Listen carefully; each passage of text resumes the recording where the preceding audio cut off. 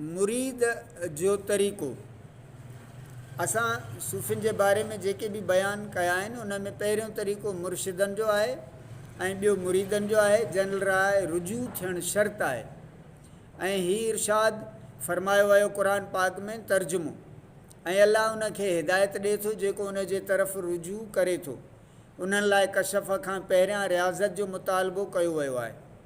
जीअं त ॿिए हंधि इरशाद ख़ुदावंदी आहे त तर्जुमो, जेके असांजे रस्ते में जिहाद कनि था असीं ज़रूरु उन्हनि खे पंहिंजो रस्तो ॾेखारींदासीं।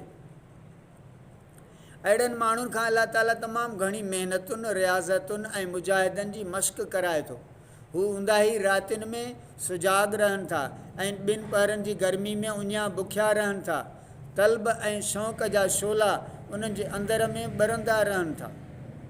कामयाबी ऐं कामरानी जे रस्ते में हिजाब रुकावटूं मौजूदु हुअण करे हू अक़ीदतमंदी जे गरम बिस्तरे ते बेचैनी सां पासा बदिलाईंदो रहनि था। हर आदत ऐं मानूस शइ खां मुंहुं मोड़णो पवे थो।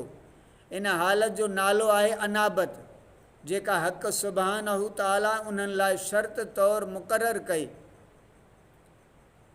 ही उहो शर्त आहे जंहिंखे पूरो करण ते ई उन्हनि खे हिदायत मिली सघे थी, मगर ही उहा हिदायत आहे जेका कंहिं ख़ासि माण्हूअ खे ई हासिलु थिए थी। ही आम हिदायत जेका अमर ऐं नही ताईं महदूद आहे उन खां तमामु मुख़्तलिफ़ आहे।